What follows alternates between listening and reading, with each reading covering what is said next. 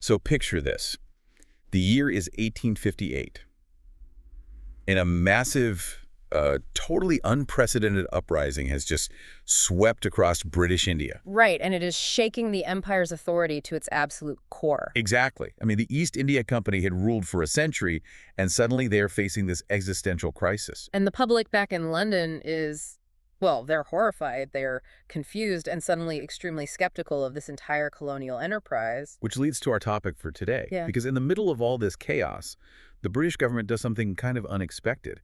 They sit down and publish this meticulously detailed defense. Yeah, it's a fascinating document. They title it the Memorandum of the Improvements in the Administration of India during the last 30 years. And for this deep dive, that is exactly what we are going to unpack. It is essentially, the ultimate PR document, drafted on just a staggering imperial scale. Right. And our mission today is to explore how an empire justified its existence on paper. We're going to look at their claims of, quote-unquote, improvements in land rights, the law, social engineering, and infrastructure. But before we jump in, we really need to set a ground rule for you, the listener. We are strictly examining what this 1858 document claims. Yeah, that's a crucial point.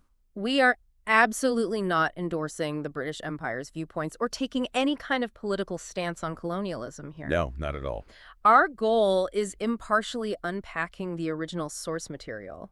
We just want to understand the historical narrative the authors were frantically trying to project to the public. Exactly. We're analyzing the anatomy of their public relations spin.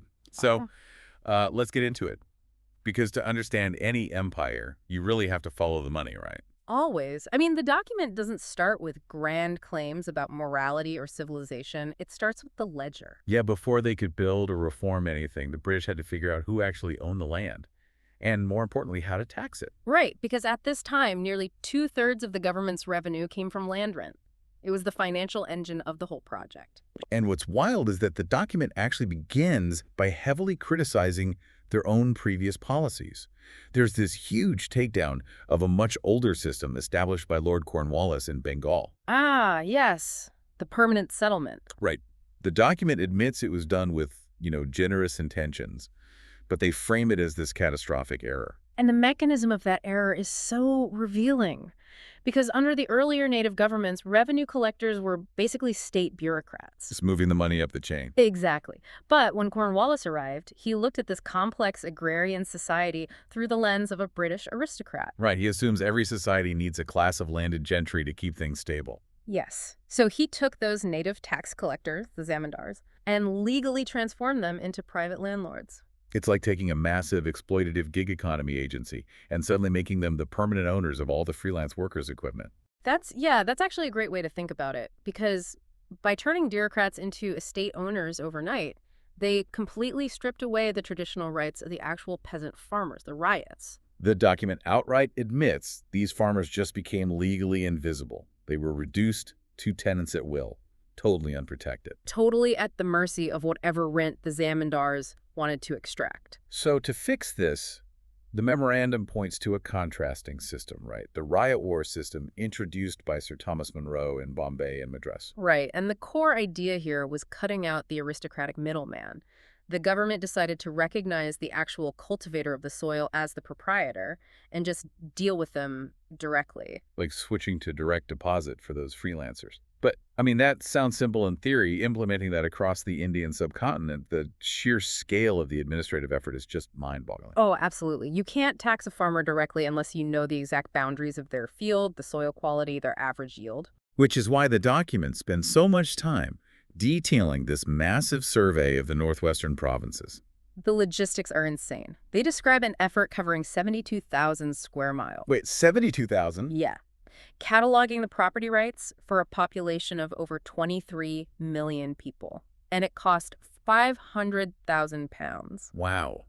And the document is surprisingly candid here, too. It admits their early taxes were just way too high. Ruinously high. Right. They had to do these yearly, quote, inquisitorial investigations into every farmer just to see who needed a tax break because of a drought. It was a complete bureaucratic nightmare for them. So the eventual solution they brag about was capping the government demand at a moderate rate. Like 1/5 to 1/8 of the gross produce in poorer tracts, I think? Exactly. And then they locked that rate in for 30 years. The document argues this was a benevolent move to encourage farmers to improve their land. Okay, but I have to push back on that benevolent tone. Because are these 30-year fixed tax rates really about helping the farmers sleep at night?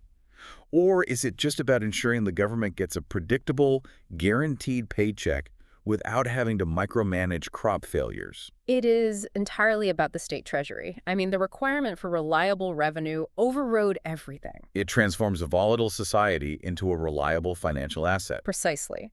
Imagine waking up to find a foreign bureaucracy has surveyed your neighborhood inch by inch and completely rewritten the property laws to determine if you own your backyard or just rent it from the guy down the street. It's a staggering assertion of dominance. And they were just as pragmatic about other revenue streams, too, like opium and salt. Oh, the opium section is wild. It's a masterclass in imperial rationalization. It really is. They openly refer to opium as a noxious and hurtful indulgence. They don't even pretend it's medicine. But they still proudly justify the millions of pounds it generates. Right, because they note it's paid entirely by foreigners, meaning Chinese consumers, so it doesn't burden their Indian subjects.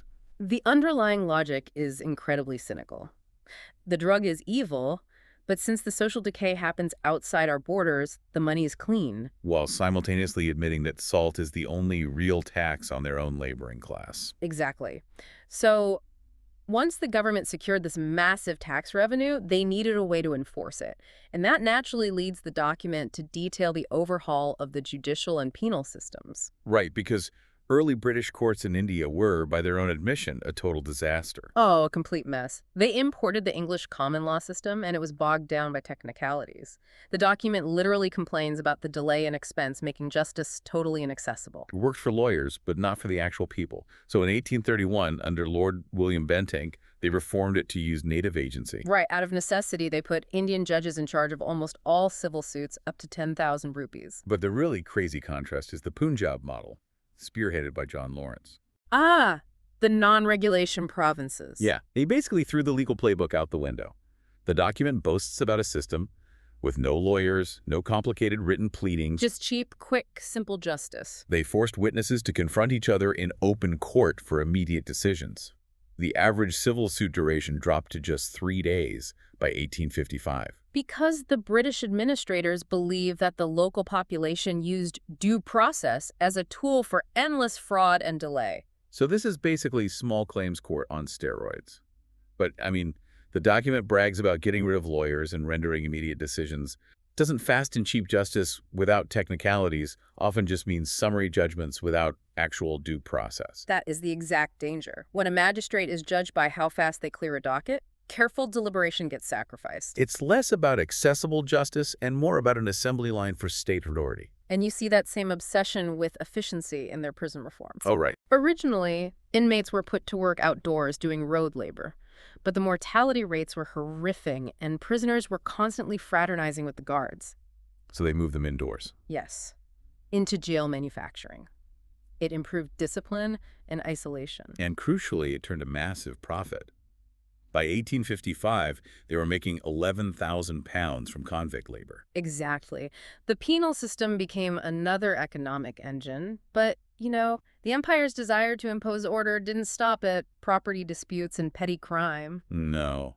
The document reveals how they pushed deeply into the social and religious fabric of India to eradicate practices they deemed barbaric. The most dramatic example being the suppression of the thugs, or thuggee. Right, this secretive religious association of assassins who infested the roads. Standard policing was totally ineffective against them, so the British broke them using approvers, which were essentially informants. They gave them full pardons in exchange for mapping out the entire network. Exactly. They mapped it from the inside out to completely clear the roads of this threat. But when tackling something like female infanticide, they couldn't just use informants. No, that required a different approach. A mix of strict regulations and censuses of female children. Plus this fascinating use of soft power. They gave honorary rewards and marks of distinction to local chiefs who stopped the practice. Right. They understood they needed to co-opt the local elite to champion the cause. It really strikes me, this idea of using gamification to solve horrific crimes. Handing out VIP status to chiefs to stop infanticide. It highlights the complex reality of imperial rule, right? This blend of hard legislative power and soft psychological manipulation over this vast, diverse population. It absolutely does. And you see similar cautious strategies with the criminalization of sooty voluntary widow burning under Lord Bentinck. And the abolition of the legal status of slavery in 1843. Right. They also detail the suppression of human sacrifices, the Maria among the hill tribes of Orissa. And they stamped out witchcraft persecution and this really complex thing called traga. Traga is fascinating. It was essentially extortion by the threat of religious suicide. The belief was the spiritual guilt of the death would fall on the person who provoked it. And the British courts just bulldozed over that spiritual context and prosecuted as straightforward extortion. Exactly. But perhaps the most controversial social intervention they mention was protecting the civil rights of religious converts. Right, ensuring that if someone changed faiths, they wouldn't lose their property. The document frames it as a triumph of civil liberty. But to the local population in 1858, whose traditional inheritance laws were deeply tied to religious duties. It looked like a state-sponsored attack on their religion. Precisely, which generated the intense friction that led to the very uprising they were trying to explain away. Wow. Okay, so having claimed to reform the laws and the morals of the people, the document concludes by showcasing how they literally reshaped the physical earth of India. Yes, the public works. And the tone here gets very defensive. They vigorously defend the government against charges of niggardliness, basically, being cheap. People were accusing them of extracting wealth without investing anything back. Right. So to counter that, they outline these staggering irrigation projects, the restoration of the Jumna canals and the massive Ganges Canal. The document proudly notes the Ganges Canal is 898.5 miles long, designed to water 4.5 million acres. And they point to huge investments in Madras, like the Godavari Anacut or dam, which vastly increased revenue and allowed the cultivation of valuable crops like sugar and rice. They specifically frame these waterworks as a way to save populations from devastating famines. Which, historically, a failed monsoon would absolutely cause. And then, of course, there's the transportation network. The Grand Trunk Road, Yeah. stretching from Calcutta through Delhi all the way to Peshawar. Meticulously metalled or paved and bridged, costing £35,000 annually just to maintain. It's like the building of the U.S. interstate highway system. Just this massive state-sponsored infrastructure. But again, I just push back here. Go for it. The document frames these works as a benevolent gift to prevent famine. But considering everything we just learned about their obsession with land tax, wasn't this really just a massive capital investment to guarantee their tax revenue? If the crops never fail, the rent is always paid. Exactly. And the Grand Trunk Road isn't a massive paved highway, precisely what you need to move your military around faster to crush rebellions. You've hit the nail on the head. The canals did mitigate famine, and the roads did improve commerce. But the primary catalyst was imperial self-preservation. Infrastructure is control. It's just wild to step back and look at this. It really is a masterclass in political communication. Uh-huh. Synthesizing this whole deep dive, you can see how they organize their narrative. Yeah, they start with property rights. Then they move to swift justice, then moral victories over crime, and they cap it off with epic engineering. They built this highly curated argument that their presence in India was a rational, civilizing, and improving force. Conveniently published exactly when their authority was being violently challenged. It's brilliant PR. And, it leaves us with a final thought for you, the listener, to mull over on your own. Oh, I like where this is going. If a massive modern tech monopoly or a modern surveillance state were forced to write a memorandum of improvements about their control over our digital lives today, what barbaric habits would they claim to have civilized for our own good? That is a chilling question. Right. And what massive extractions of our data would they smoothly frame as a generous, benevolent public service? History doesn't repeat, but it definitely rhymes. It sure does. Well, that's all for today. Until next time, keep diving deep.